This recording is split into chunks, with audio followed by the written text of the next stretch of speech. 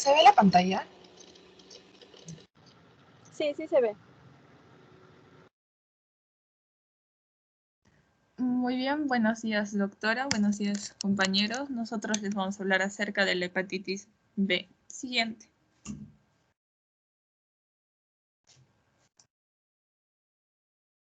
Empezamos con que el virus de la hepatitis B es un patógeno que infecta de manera crónica a miles de personas y llevándolos a una muerte hepática. Muchos no saben que portan el virus a menos que presenten lo que son los síntomas. Y esta enfermedad es previsible mediante una vacuna que se pone en los primeros años de vida. Se puede transmitir, mayormente el virus está en la sangre y en menor medida en fluidos corporales o semen o saliva de las personas infectadas y se contagia mediante el contacto directo con estos, generalmente a través de pinchazos de aguja o por contacto sexual.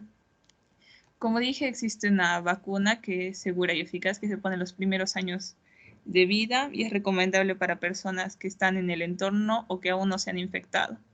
Siguiente. El caso clínico es acerca de una mujer de 27 años que es atendida en una consulta por un cuadro de varios días de duración de fiebre, escalofríos, cefalea, malestar, anorexia y dolor abdominal. La paciente señala que acude en este momento porque ha observado un color amarillento en los ojos y sufre de prurito generalizado que le preocupa mucho.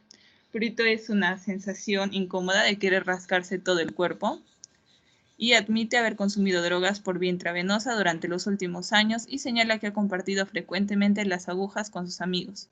Ha tenido solo un compañero sexual durante el último año. Siguiente. En su examen físico se vio que su temperatura era de 38,8, lo que significa que sí tenía fiebre. Su pulso es 104 por minuto. La frecuencia respiratoria es de 16, es normal, y su presión, aunque está baja, sigue en los rangos normales. La paciente está ligeramente asustada debido al prurito, como dije, es una sensación de rascarse que provoca incomodidad y puede a veces focalizarse en ciertas zonas. Se observa ictericia en las escleróticas, que vio en sus ojos un color tipo amarillento, como de hepatitis. Y el hígado aumentó de tamaño, se muestra ligeramente dolor al hacer la palpación. Siguiente. Listo. En el examen de laboratorio encontramos hematocrito 31% y en el hemograma encontramos un recuento leucocitario de 9.400 y en el recuento diferencial encontramos que los polimorfos nucleares están en 32%, linfocitos 52%, linfocitos atípicos 5% y en la bioquímica sérica encontramos que la alanina aminotransferasa está en 2.730 unidades por litro y la ST está en 2.390 unidades por litro. Y la bilirrubina en 6.8 micromoles por litro. Siguiente, por favor.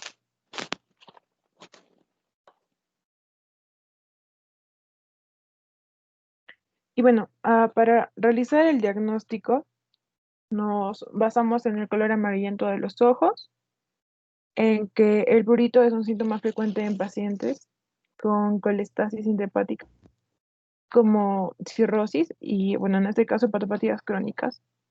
También en que la paciente sufre de dolor abdominal, fatiga, cefalea, malestar y anorexia, y que en el caso clínico nos indica que comparte agujas, entonces podemos usar para el diagnóstico el fundamento de que se hacía uso de agujas contaminadas.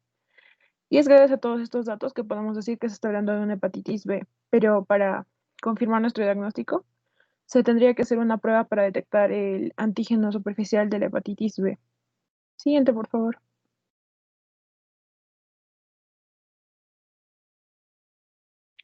Ahora, en el diagnóstico diferencial tenemos diferentes infecciones. Y bueno, respecto a la hepatitis A, la prueba diferencial es que en la hepatitis A la prueba de IgM será positiva. En la hepatitis C se suelen encontrar los anticuerpos contra el virus de hepatitis C en el análisis de sangre. Y también el paciente presenta niveles muy altos de alanina aminotransferasa, aspartato aminotransferasa y bilirrubina. En la infección crónica por hepatitis C, los pacientes presentan anticuerpos contra la hepatitis C. Y bueno, por eso dijimos anteriormente que para confirmar que es la B, tenemos que hacer la prueba de anticuerpo de hepatitis B. En la hepatitis D se encuentra el anticuerpo IgM y el, el paciente tiene un aumento repentino del panel hepático. En la hepatitis C igualmente encontramos IgM y el indicador sérico contra el virus de hepatitis E. Y bueno, también se puede hacer un diagnóstico diferencial con hepatitis por virus de Epstein-Barr, en el que se encuentra un anticuerpo IgM virus de Epstein-Barr en el suero del paciente por la hepatitis alcohólica aguda, en la que las pruebas serológicas son negativas para la hepatitis viral, por lo que lo descartamos este diagnóstico para nuestro caso. Y bueno, la hepatitis inducida por fármacos o toxinas, en la que se puede mostrar un patrón de lesión hepatocelular, pero para esto es necesaria una biopsia y tiene que haber antecedentes de exposición a fármacos y toxinas hepatotóxicas.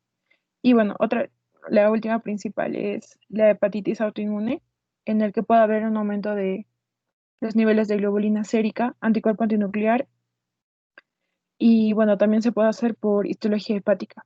Siguiente, por favor. Y bueno, en el tratamiento para la hepatitis B, para el manejo de esta infección se recomiendan eh, algunos fármacos para controlar los síntomas, más no existe un tratamiento exacto para la hepatitis B. Como vemos en la diapositiva, se puede administrar la mibudina o telmibudina si el tratamiento es por tiempo prolongado, también se puede usar entecavir. Y bueno, estos medicamentos se deben tomar hasta que desaparezca el antígeno de la hepatitis B en las muestras séricas. Gracias. Ya, muy bien, se lo dedica a Juliana. Del grupo 5, ¿quién expone?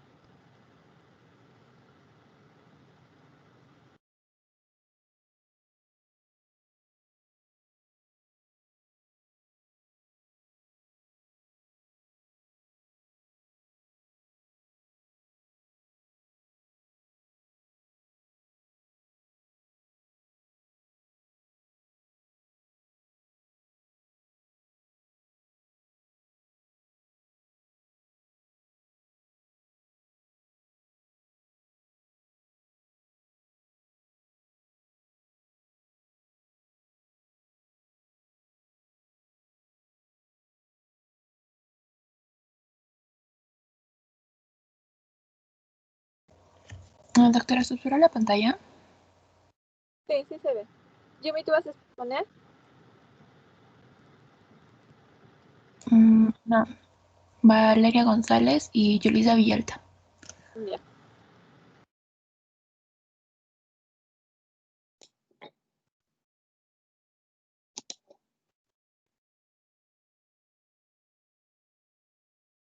Mm,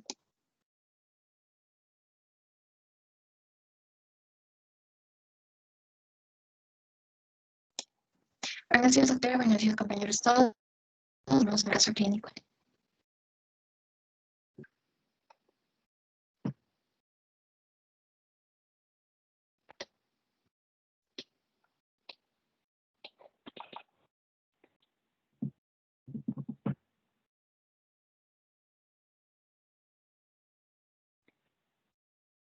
Ya. Antecedentes. Tenemos un paciente de 14 años de edad, procedente de Lima, Callao. por parto domiciliario nació no cuenta con vacunas y tiene una cicatriz en la BCG. Su madre aparentemente es sana. Tu padre fue minero con antecedentes de tuberculosis pulmonar, tratada en el 2010. Fallecido por un accidente de tránsito al venir a ver a su hijo en 2011. 3 hermanas aparentemente sanas. Siguiente, por favor.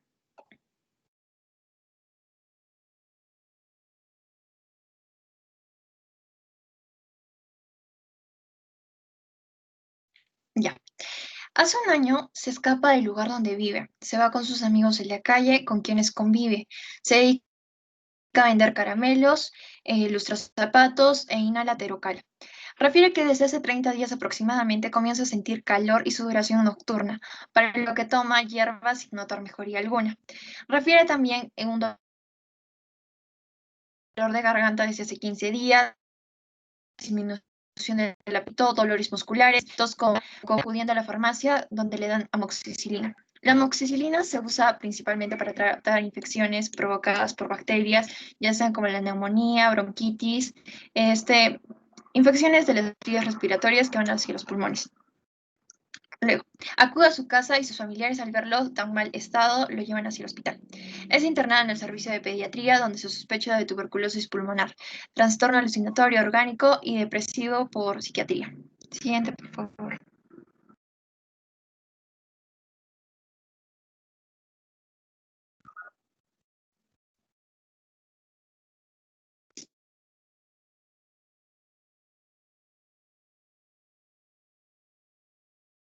Bueno, no estaba en un estado mal, general.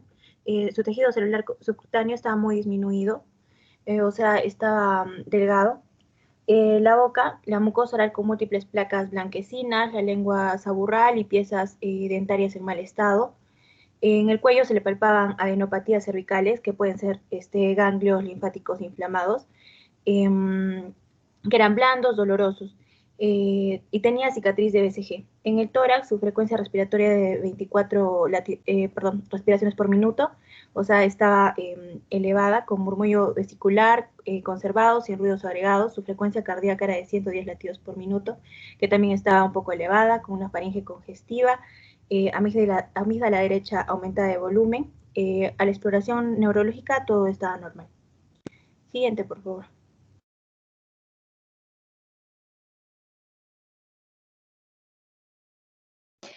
Ya, ahora tenemos los exámenes complementarios. Tenemos primero la prueba cutánea de derivado proteico purificado, PPD, que sale negativo. Esta prueba es un método utilizado para el diagnóstico de la infección de tuberculosis, rayos X de tórax y los prominentes por probable presencia de adenomegalias, patrón nodular diseminado compatible con tuberculosis pulmonar primaria. Luego se hizo un aspirado gástrico en 3 oportunidades con vaciloscopía, la cual salió negativa. El cultivo en Lowenstein-Jensen, negativo. Y la prueba de ELISA para Mycobacterium tuberculosis, negativo, lo cual descartamos una posible tuberculosis. Bueno, se descarta esta posible tuberculosis porque también nos habla de que el paciente estaba con sudoración, ¿no? Los ganglios inflamados.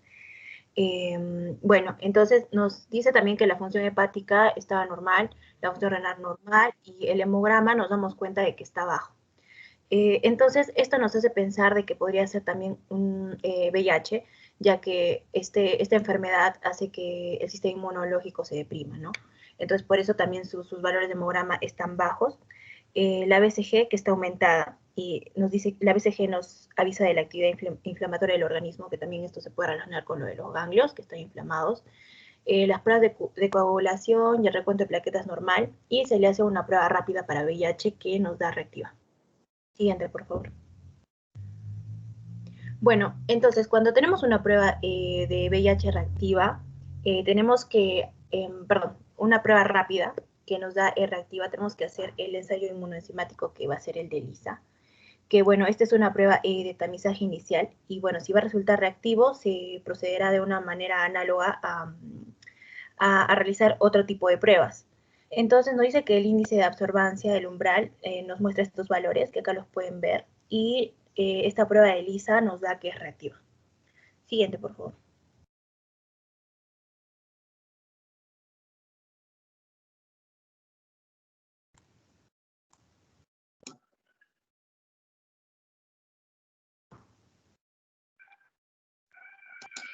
Ya.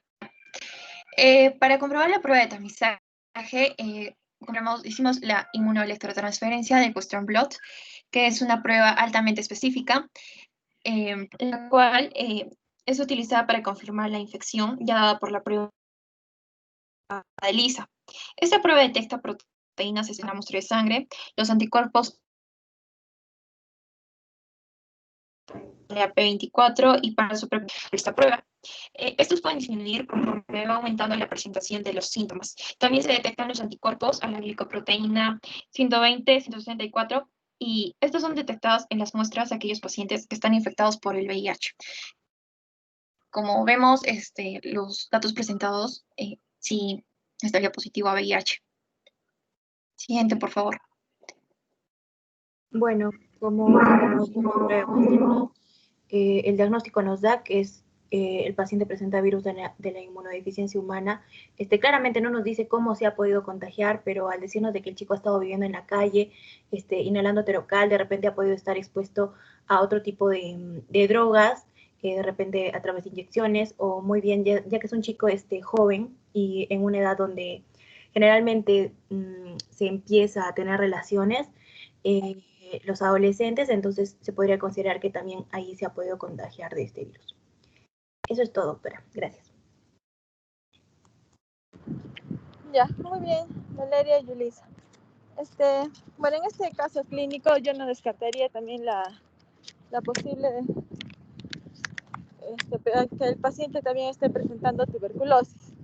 Entonces, para la siguiente práctica, Rogelio y Gabriel, cada uno va a buscar un artículo diferente, cuál es la relación entre VIH y tuberculosis.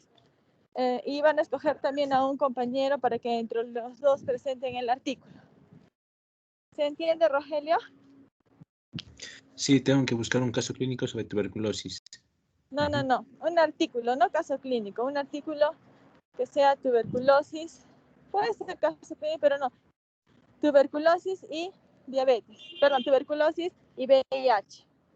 Y con un compañero que escojas, expones la siguiente práctica. Igual, Gabriel, buscan otro caso, que es otro artículo que sea VIH y tuberculosis. Está bien, doctor. Ya, entonces para la siguiente práctica. Entonces continuamos con el grupo 1.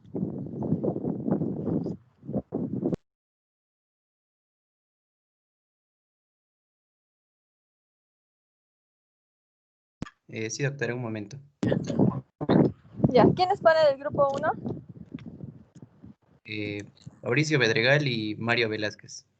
Ya, Mauricio y Mario.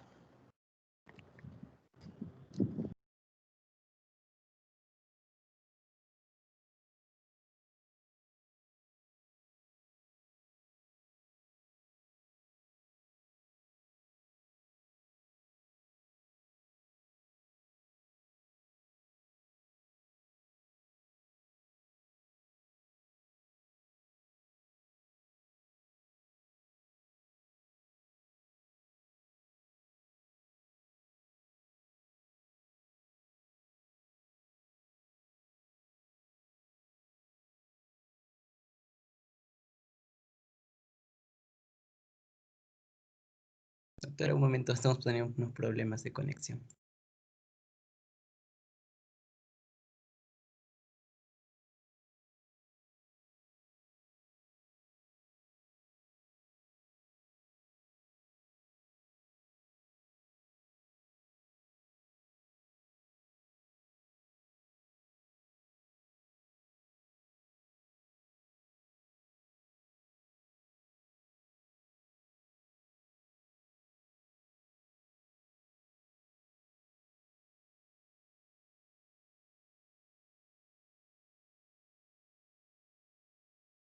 Sí.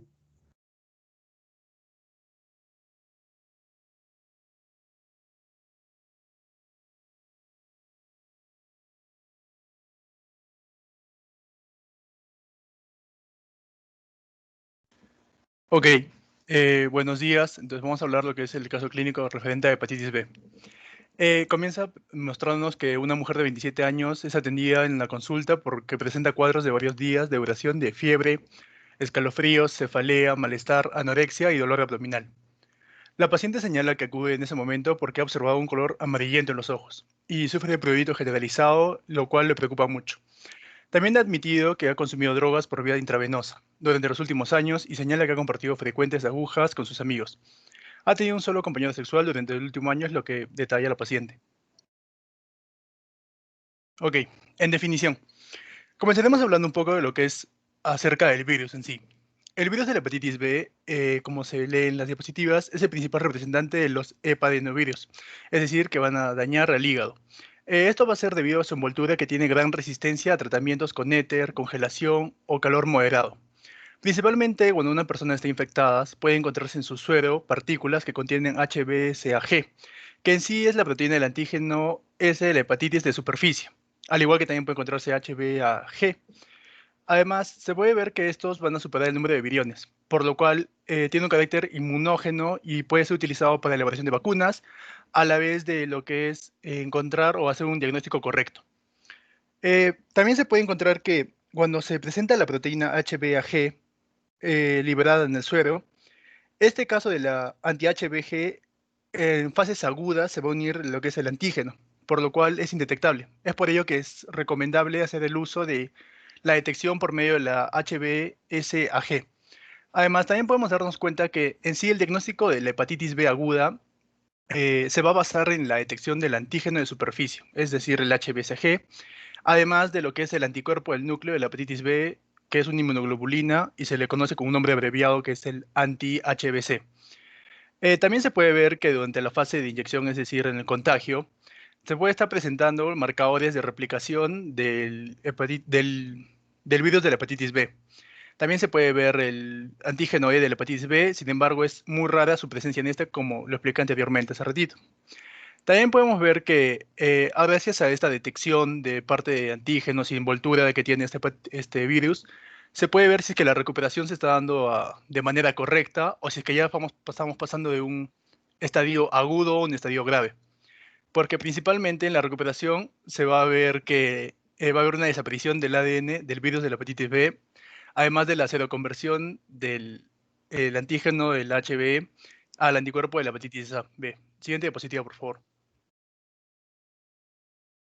Podemos ver, por ejemplo, en lo que es en exámenes físicos, que su temperatura va a estar en 38,8 grados, el pulso en 104 por minuto y la frecuencia respiratoria de manera normal de 16 por minuto. La presión arterial se va a encontrar 112 a 70, todo normal, y a lo que es exploración física, lo que presenta o lo que refiere la paciente es el prurito, que es lo que es la picazón, y se ve una hepatomegalia y además el dolor a la palpación. Bien, continuando con los exámenes de laboratorio, vemos que el hematocrito es de un 31% y el hemograma que se le realizó muestra 4 marcadores, ¿no? Un recuento leucocitario de 9.400, que, bueno, está dentro de un rango normal. Polimorfonucleares, 32% también. Y los linfocitos, que nos indican 52%, bueno, básicamente están elevados, ¿no? Porque comúnmente, frecuentemente vemos que va, ¿no?, de un 20 o 40%, y al estar en 52%, pues nos da un claro indicio de una infección. Y nos dice que hay linfocitos atípicos en 5%, y bueno, esta es como que una forma variada, ¿no?, de los linfocitos, que nos puede indicar una infección viral, ¿no? Como puede ser mononucleosis, herpes, sida, hepatitis, ¿no? O varicela, ¿no? Hay bastantes. Entonces, generalmente afecta a los linfocitos T, ¿no? Por ejemplo, si es que fuese el caso de una hepatitis crónica, afectaría a los CD8, ¿no? Una disminución de linfocitos CD8, pero en este caso vemos que pasa lo contrario, porque hay un aumento de linfocitos. Entonces, bueno, como no es crónico el caso, ¿no? Bien, lo que nos dice bioquímica sérica, pues dice ALT, que es la alanina transaminasa o aminotransferasa, ¿no? nos dice 2.730 unidades por litro y la aspartato, al aspartato transaminasa 2.390, que son valores alterados, ¿no? Que son muy elevados y que también nos indica una infección hepática. Bien, para el diagnóstico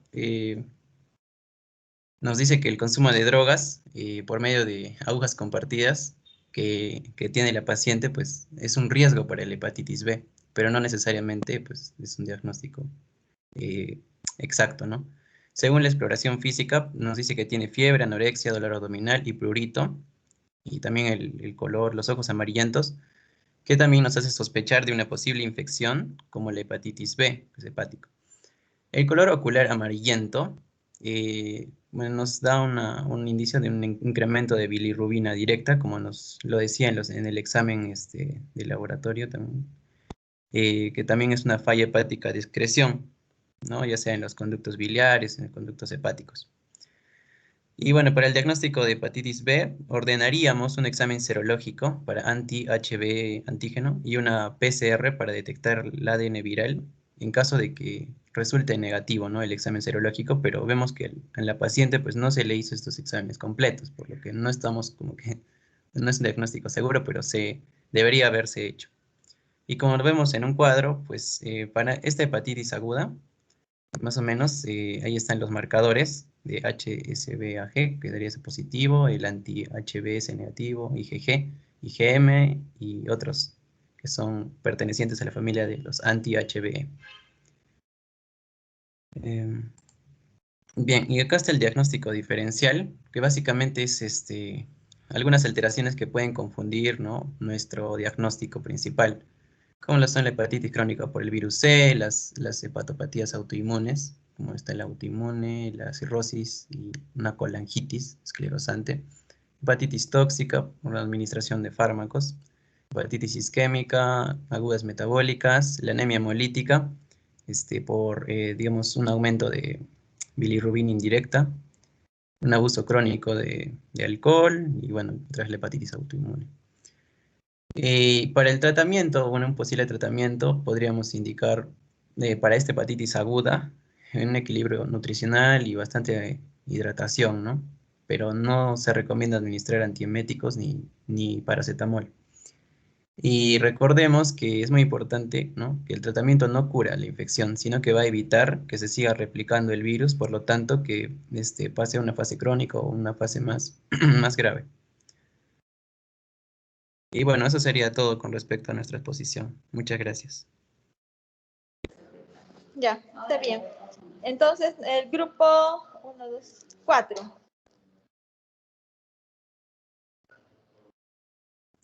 Está bien, doctor, vamos a exponer.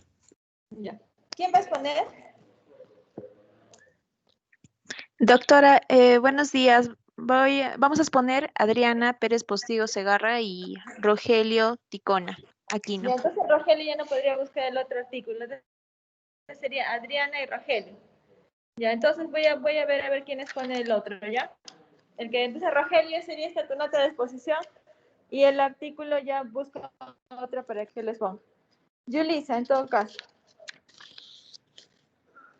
¿Ya, Yulisa? Ah, no, Yulisa ya expuso también. Ya, a ver, yo les digo ahorita. Entonces, a ver, presenten, por favor.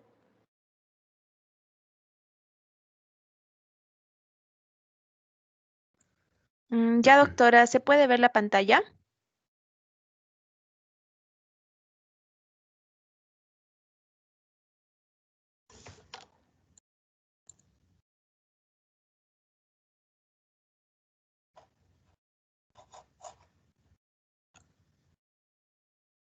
Sí, creo que sí.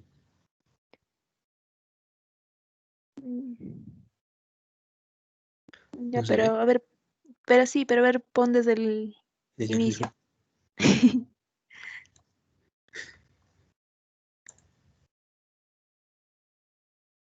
Ya. Ya. Buenas tardes, doctora. Buenas tardes, compañeros. Nosotros vamos a exponer el taller número 5, el VIH. Vuelvo a repetir, mi nombre, Adriana Pérez Postigo Segarra y Rogelio Ticón Aquino, los que vamos a hablar sobre este caso. Siguiente, por favor.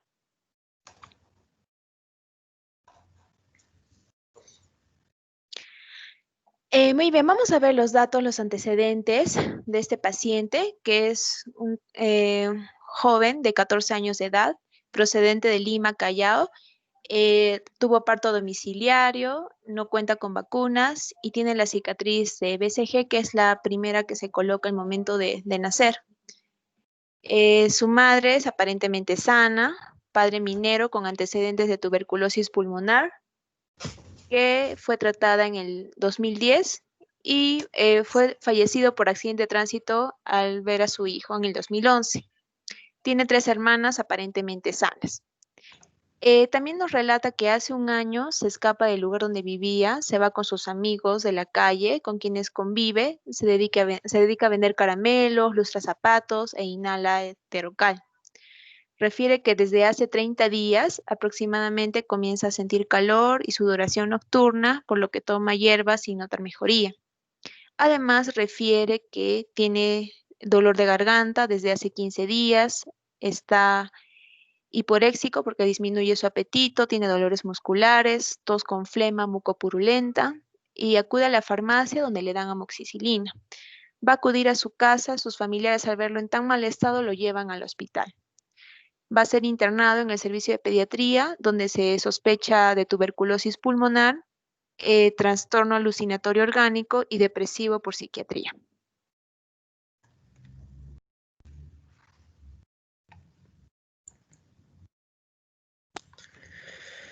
Muy bien.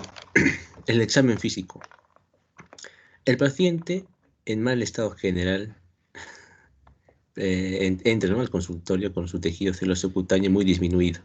Yo cuando leo esto, tejido celular cutáneo muy disminuido, me entró una confusa terrible. Dije, ¿qué será eso? Y creo yo que se refiere a que el paciente pues estaba delgado. ¿Ya? Ahora, en la boca, ¿qué vamos a encontrar en la boca? Pues la mucosa oral con múltiples placas blanquecinas, la lengua saburral. Buscando así por San Google, nos dimos con la sorpresa de que esta elongación de las papilas filiformes forma una capita, especie de amarilla, blanquecina, y a eso le llaman lengua saburral. Y también acá vemos que presenta las piezas dentarias en mal estado.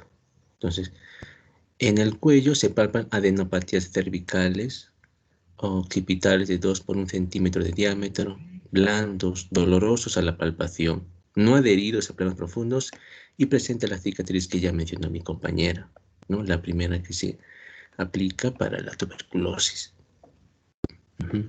El tórax, una frecuencia respiratoria 24 por minuto, murmullo vesicular conservado, sin ruidos agregados, frecuencia cardíaca 110 latidos por minuto, faringe congestiva y amígdala derecha aumentada de volumen.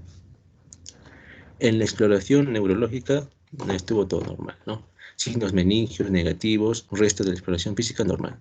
El peso 40 kilogramos y la talla 156 centímetros.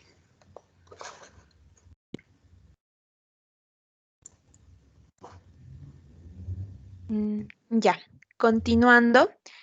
En los exámenes complementarios, ¿no?, que se realizó al paciente, donde nos dice que PPD es negativo. ¿Y qué es el PPD? Es la prueba cutánea de derivado proteico purificado. Y como en este caso salió que es negativo, nos da a entender que el paciente no está infectado con la enfermedad de tuberculosis. Le hicieron otros, como por ejemplo los rayos X de tórax, aspirado gástrico, en 3 oportunidades, y salió la baciloscopía negativa. Cultivo de Lowenstein-Jensen negativo, que también es un tipo de examen donde se emplea sobre todo de microbiología para hacer posible el crecimiento de micobacterias. Se realizó lo que es ELISA para Mycobacterium tuberculosis. Recordemos que ELISA es un acrónimo en inglés para enzimo inmunoanálisis de absorción, donde va a detectar anticuerpos, ya que tiene alta sensibilidad y buena especificidad. Anticuerpos en la sangre, ¿no? Pero en este caso de Mycobacterium en tuberculosis también salió negativo. Las funciones hepáticas que refieren que al ingreso fue normal y a los 30 días de control estuvieron alteradas. La función renal es normal el hemograma, que nos dice que tiene leucocitosis, eosinofilia y hemoglobina baja. Esto también nos puede indicar, sabiendo que es un caso de VIH, que es una infección aguda, ¿no? Por la leucocitosis, eosinofilia, la hemoglobina baja y la velocidad de sedimentación aumentada. Lo demás, pruebas de coagulación y recuento de plaquetas, que es normal. La prueba rápida para VIH, que es reactiva, ¿no? ¿Y qué significa reactivo? Esto se considera positivo preliminarmente. Entonces significa que se debe realizar una segunda prueba confirmatoria.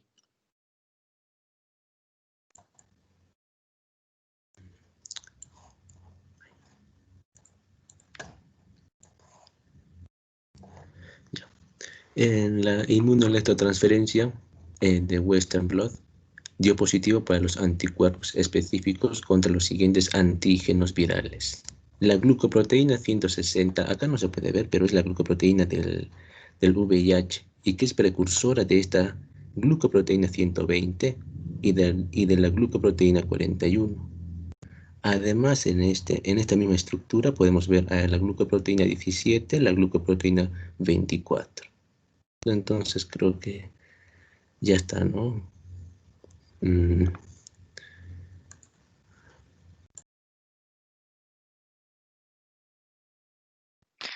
Muy bien, acá hemos considerado un algoritmo que es utilizada por el MINSA, ¿no? Que cómo es se debe seguir las pruebas diagnósticas en el caso de la infección por el virus de inmunodeficiencia humana. Como vemos ahí, se hizo una primera prueba que fue rápida para este joven que salió reactivo. Como les había dicho, cuando es reactivo, significa que es positivo preliminarmente y para confirmarlo debemos realizar una segunda prueba. Entonces, si vemos en el algoritmo, ahí también nos indica, ¿no?, que hay que hacer una segunda prueba rápida. Puede ser una prueba confirmatoria, que es el IFI de inmunofluorescencia indirecta, que en realidad es mucho más económica que el Western Blot. El Western Blot sirve para confirmar lo que, si en este caso la IFI salió indeterminada. Entonces, la Western Blot, ¿cuál es la contraparte de esta? Que va a ser un poco más cara, ¿no? Va a ser más cara, pero nos va a dar un diagnóstico más certero, ¿no? Porque tiene una sensibilidad del 98-99%, ¿no? Entonces su especificidad va a ser el 99.9%. La diferencia es que esta va a ser mucho más cara que la inmunofluorescencia indirecta, ¿no? Aunque ambas se parecen, solamente como les relaté, la IFI o inmunofluorescencia indirecta va a ser más barata y sencilla de ejecutar. Entonces, ese algoritmo es para recordar cómo es lo que se debe de repetir, ¿no? De hacer el seguimiento a dicha enfermedad.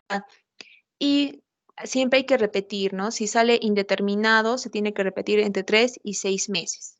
Si sale reactivo, o sea, es decir, positivo, se tiene que dar el tratamiento adecuado. Siguiente, Rogelio.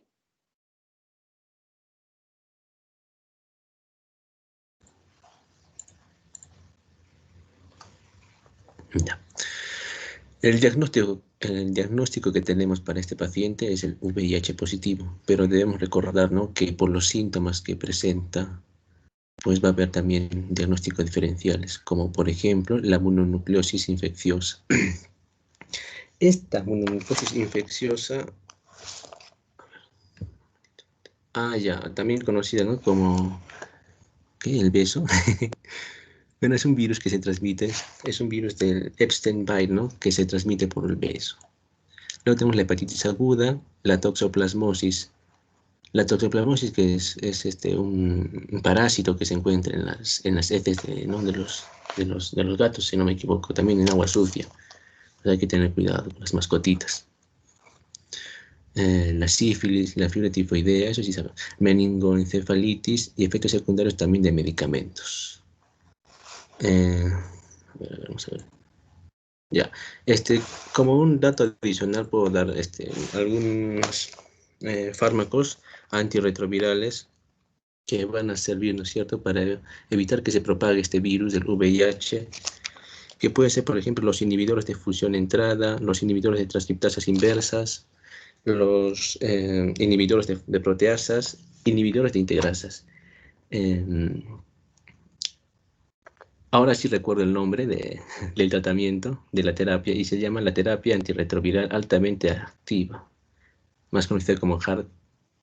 Y es un tratamiento que se aplica, es la combinación de todos estos fármacos y que se le aplica al paciente, ¿no?, que tiene pues el SIDA ya, ¿no? Porque si recordamos la fórmula del SIDA, ¿cuál era su fórmula? Era el VIH más la enfermedad oportunista, ¿verdad? Entonces, ¿y cómo sabemos si este tratamiento está dando pues, resultados? Por los linfocitos de Helper. Tienen que estar elevados. Ya. Bueno, eso sería todo. Muchas gracias. Ya, está muy bien, Rogelio. Y Adriana. Entonces, nos faltaría el grupo. Rogelio, ¿qué grupo son ustedes? Somos el grupo 4. 4. Entonces yo tengo el 1, el 2, el 4. El grupo 5. Ya está. Faltaría el 3. El grupo 3. ¿Quién expone del grupo 3? Doctora, exponemos Cris Llerena y Rebeca Rojas. Ya. Cris, Elena y Rebeca. Ya, a ver, empiecen, chicas. Ya, entonces, en vez de Rogelio, Brian va a exponer el artículo de VIH y tuberculosis. Ode y Yumi, un artículo de tuberculosis y diabetes. Cada uno escoge un artículo y escoge también a un compañero para hacer la presentación. Para la siguiente práctica. Ya empiecen, chicas, empiecen.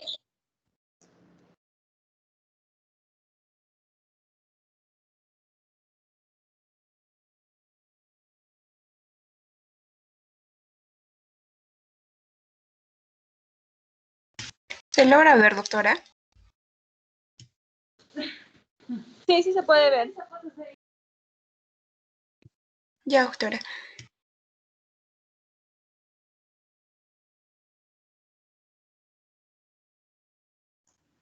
Bueno, el caso clínico que tenemos es una mujer de 27 años que es atendida en una consulta por un cuadro de varios días de duración de fiebre, escalofríos, cefalea, malestar, anorexia y dolor abdominal.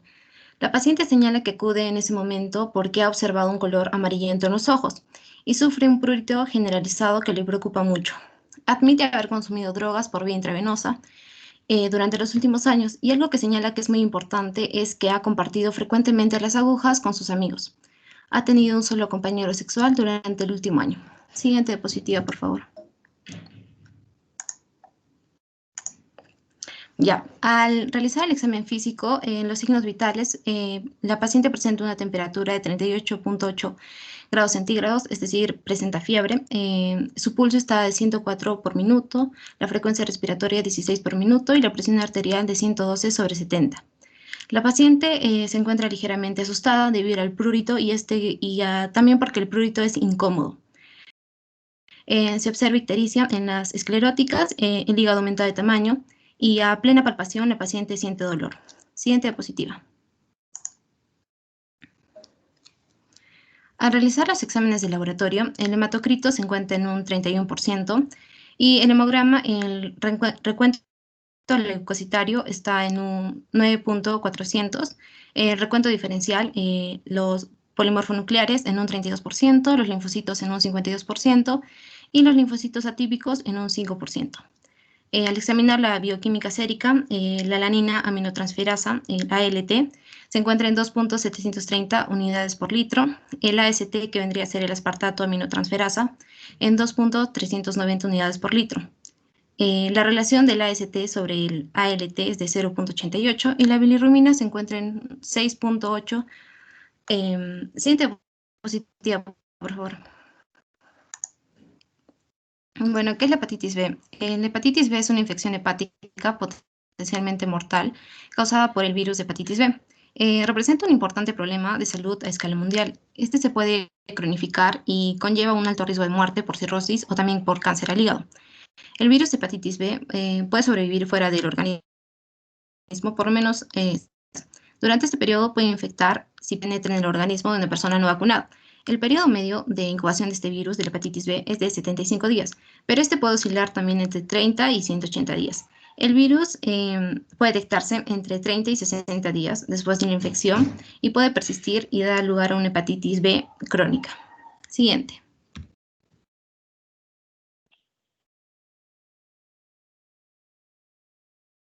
Bueno, dentro del tratamiento tenemos que el virus de la hepatitis B se encuentra en la sangre y en menor medida la saliva, el semen y otros fluidos corporales de la persona infectada.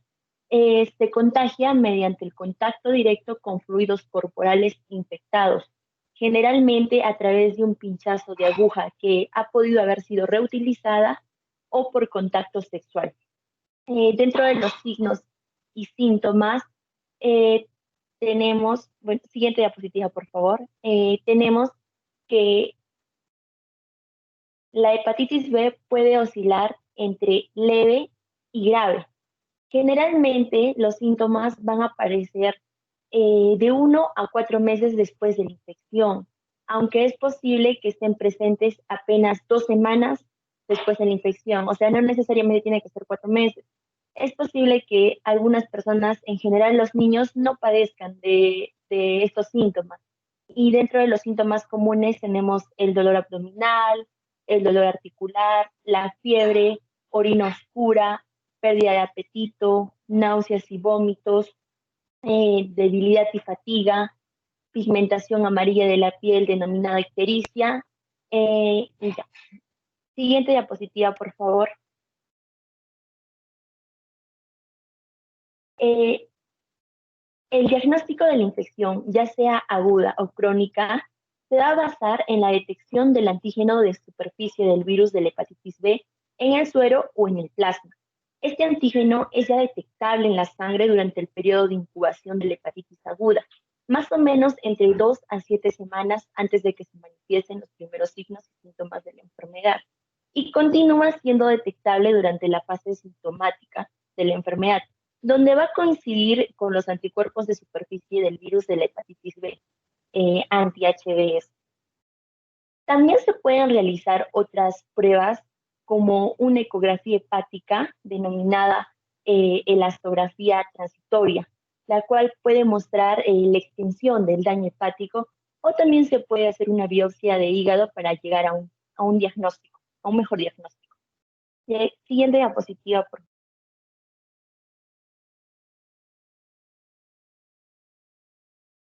Dentro del diagnóstico diferencial, para poder descartar otras enfermedades que puedan presentarse, se deben realizar otros exámenes, como detectar el antígeno de superficie, tanto en fase aguda como crónica.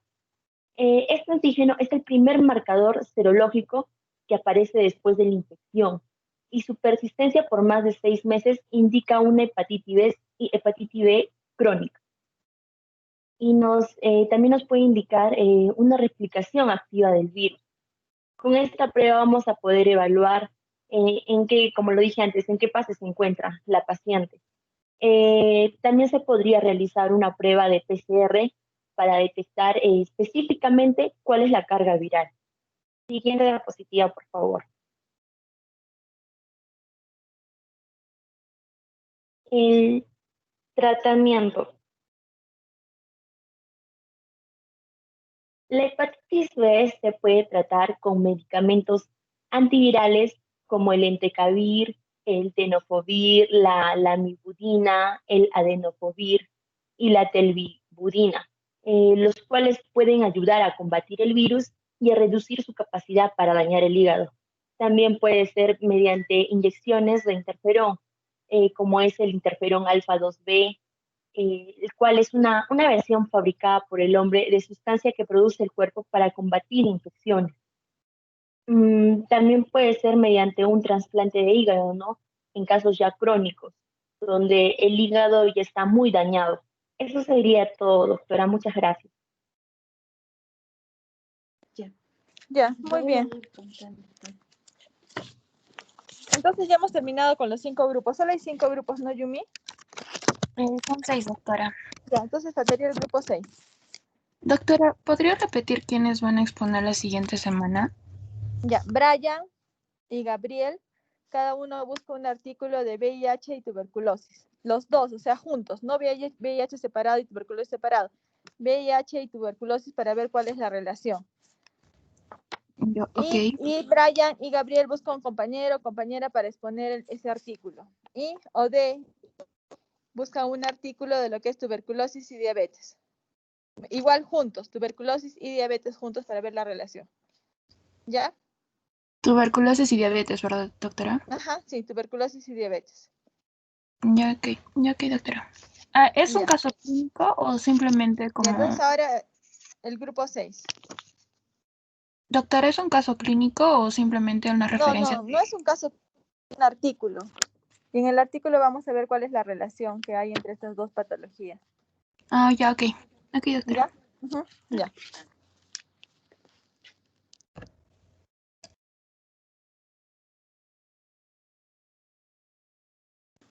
Doctora, ¿sí se ve? Ya se ve. Ya, bueno, vamos a exponer Ana Paula Talavera y Freddy Llano. Ya.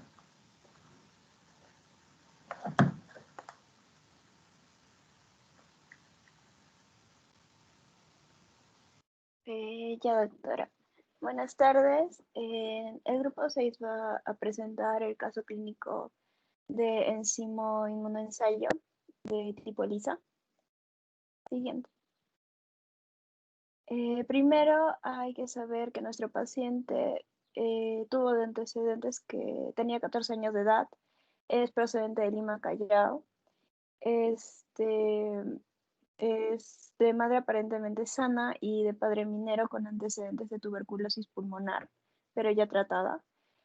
Y tuvo una vida en la calle por más o menos un año, pero luego de que presenta síntomas como calor y sudoración nocturna y también dolor de garganta, también disminución de apetito, dolores musculares y tos con flema, va a acudir a la farmacia donde le administran amoxicilina, pero al no haber mejoría, sus familiares lo llevan al hospital.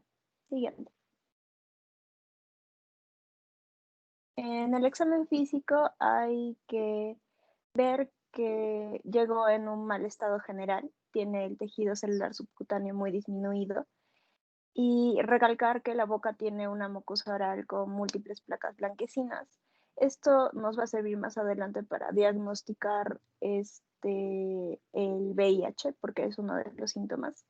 Tiene la lengua subburral y las piezas dentarias en mal estado. Esto puede ser por la vida que tuvo en la calle.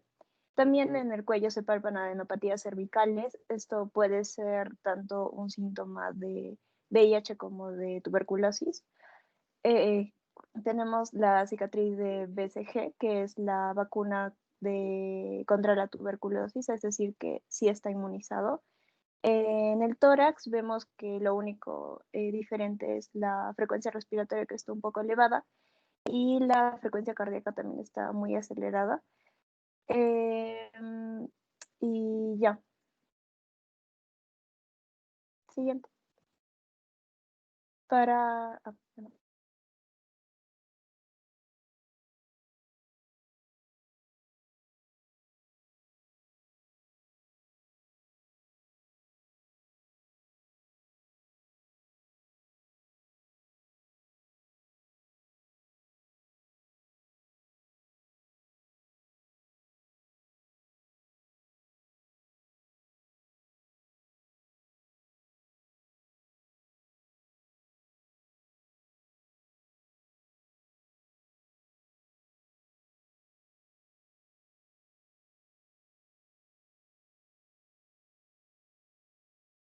Espera, esta parte la tenía que hacer Freddy, pero creo que no se le escucha bien.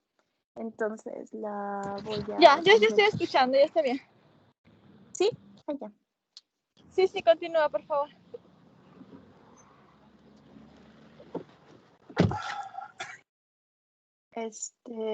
En los exámenes complementarios vemos que el PPD es negativo. Esto es una prueba para la tuberculosis, así como la de la baciloscopía, la de ELISA, que también nos sale negativo. También funciones hepáticas nos sale que las tienen normales, así como las de la de aspirado gástrico, pero la de rayos X, esa sí nos da un patrón nodular diseminado compatible con tuberculosis pulmonar primaria. Ya más adelante vamos a ver qué significa. Es importante resaltar que nos ha salido negativo varias de las pruebas que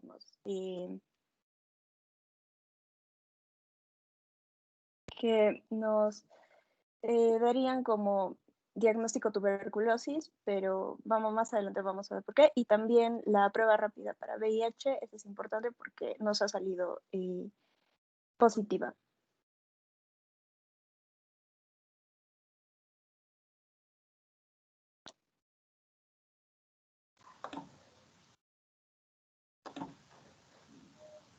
Doctora, discúlpeme, me silencié y no podía salir del modo presentación. Ya, bueno, para complementar lo que acaba de decir mi compañera, sobre todo para especificar algunos de los exámenes que se han hecho, sobre todo se han hecho estos exámenes para descartar o bueno, para confirmar la posible tuberculosis que dieron como diagnóstico primeramente y también para descartar otro tipo de enfermedades que a la vez nos han confirmado que otro tipo de diagnósticos, ¿no? Entonces, primero, el PPD, que es la prueba cutánea de derivado proteico purificado, básicamente sirve como un tipo de diagnóstico para la TB. Y a pesar de que salió negativo, esta prueba usualmente va a verse, por ejemplo, en casos de coinfección o que se vea una infección paralela a la misma, a la tuberculosis, por ejemplo, de VIH, se va a ver un porcentaje mucho mayor de los pacientes que tengan esta enfermedad activa, pero la prueba va a dar un falso negativo, por lo que no es seguro decir que este tipo de prueba es 100%, tiene una sensibilidad muy grande o una validez confirmatoria, ¿no? También los rayos X nos van a dar, como el mismo resultado de estos rayos nos muestra que puede ser que tenga una tuberculosis pulmonar primaria, ya debido al patrón nodular que se ve. Por otro lado, la ELISA para Mycobacterium tuberculosis también nos dio negativo, por lo que se podría sospechar que es un caso negativo, pero sin embargo, con los otros resultados que se han visto, no se descarta al 100%. Por otro lado, el hemograma nos indica leucocitosis y eosinofilia y una hemoglobina baja, y sobre todo los dos primeros nos van a indicar que existe una infección, que el paciente está pasando por un cuadro de infección. La VSG aumentada, sobre todo, se ve entre otro tipo de enfermedades en procesos autoinmunes como lo es el VIH. Y la prueba rápida para VIH fue el indicatorio que la prueba rápida para VIH reactiva fue lo que nos indicó, o bueno, lo que nos hizo sospechar que no solo estaba cursando por un cuadro de tuberculosis, sino también por el VIH. Y bueno, por eso es que también se realizó por otro lado, ensayos para confirmar esta VIH, que es en sí la ELISA o el ensayo inmunoenzimático.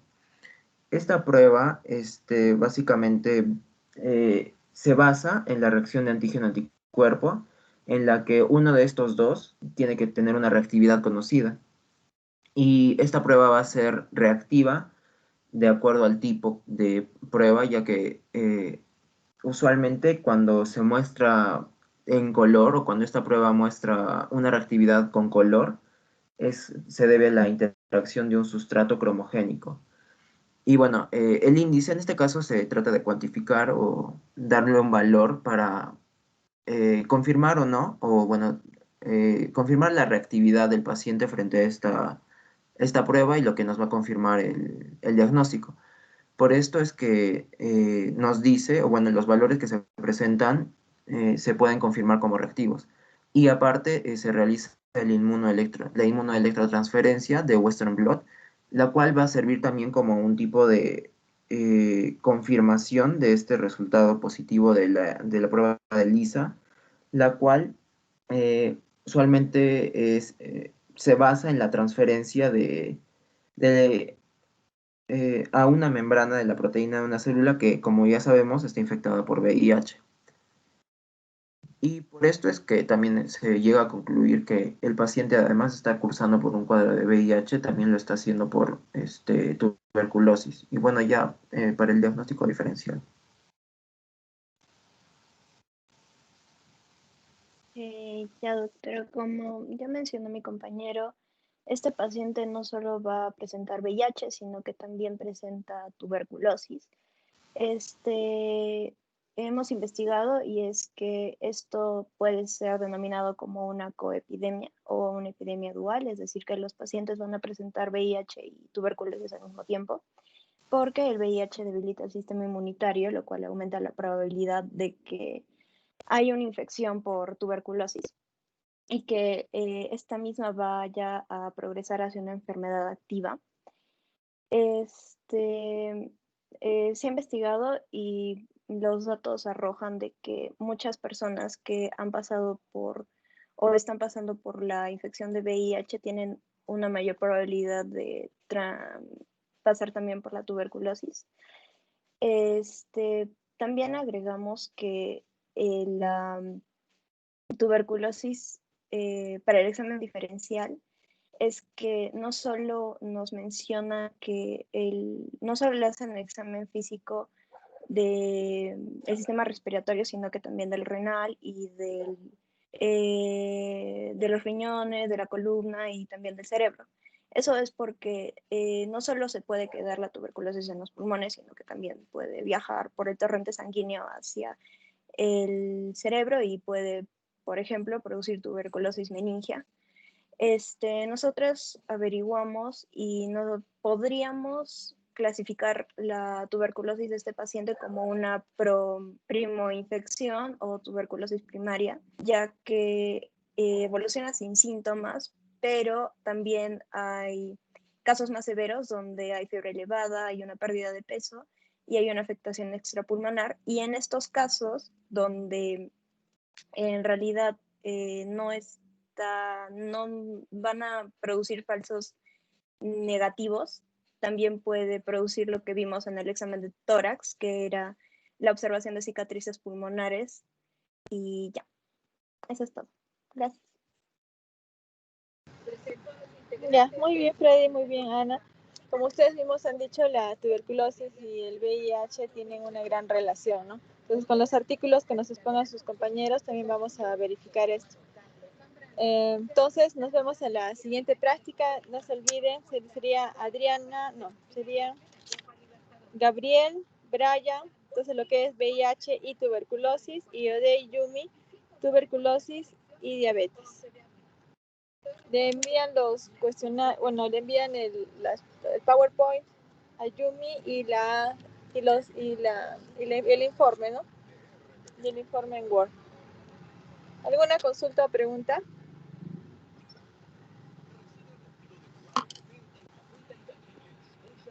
Chicos, si no hay consultas o preguntas, entonces nos vemos en la siguiente práctica. Hasta luego, doctora. Muchas gracias. Hasta luego, doctora. Hasta luego, doctor. Doctora. Ya, hasta luego.